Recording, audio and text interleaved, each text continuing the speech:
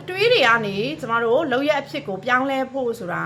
အရန်ကိုအရေးကြီးပါတယ်ကျမတို့အတွေးရလည်းအရန်အရေးကြီးတယ်ကျမနဲ့ကျမမျိုးသားနဲ့အိမ်ထောင်ကြတဲ့အချိန်မှာကျမအရန်ထက်တဲ့ထဲမှာတော့မပါဘူးတွတ်တဲ့ထဲမှာတော့ပါတယ်အဲ့တော့စီးပွားရေးတစ်ခုလုပ်တဲ့အခါမှာကျမအမြဲတမ်းရှေ့ကနေရောက်သွားတာအဲ့ဒါထက်မြက်လို့ရောက်သွားတာမျိုးတော့မဟုတ်ဘူးကျမပွတ်တော့လေအဲ့လိုပြောရဲဆိုတဲ့အပိုင်းတွေမှာကျမရှေ့ကနေရောက်သွားတယ်အမျိုးသားကတော့သူတို့အမျိုးသားတွေဆိုတာအေးတာများတယ်လीเนาะအဲ့တော့ကျမရှေ့ကနေရောက်သွားပြီးတော့မှစီးပွားရှာတဲ့အခါမှာကျမရဲ့အတွေးထဲမှာဘလို့ဖြစ်လာလဲဆိုရင်ကျမအမျိုးသားရဲ့ပြီးမှငါမပါရင်မဖြစ်ဘူးငါပါမှဖြစ်မှာငါမပါရင်ရတဲ့တလောက်မရဘူးထိုက်တဲ့တလောက်မရဘူးဆိုတဲ့အတွေးမျိုးတွေကျမရလာဖြစ်လာတဲ့အချိန်မှာကျမပင်ပန်းလာတယ်အဲ့တော့နောက်ဘလို့တွေးလိုက်လဲဆိုတော့ငါယောက်ျား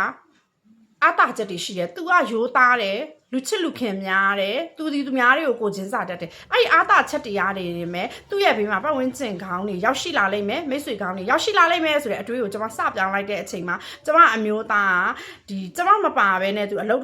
တွေကိုသူရက်တီလာနို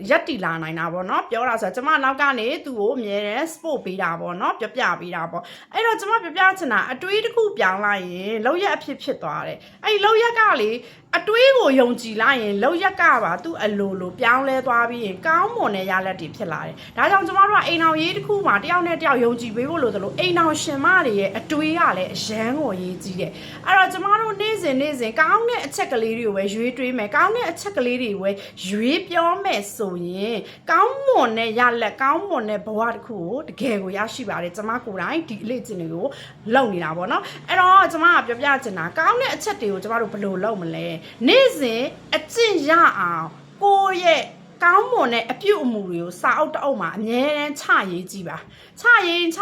ကိုဖြစ်ချင်တဲ့အရာတွေကိုချရင်နဲ့တဖြည်းဖြည်းနဲ့ဖြစ်လာတာပေါ့နော်ဒါကြောင့်21ရက်တိတိချလုပ်ကြည့်ပါဒါကျမကိုတွေးလောက်လာခဲ့တဲ့အရာတွေပါပဲဒီနေ့ကျမပြောပြလိုက်တဲ့အရာလေးကနေအတွေ့တစ်ခုရရှိသွားမယ်ဆိုရင် follow လေးလုပ်ပြီးတော့မှ share ပေးခဲ့ပါเนาะကျမကတော့မျိုးသမီးတွေရဲ့စိတ်ဓာတ်ခွန်အားတွေကို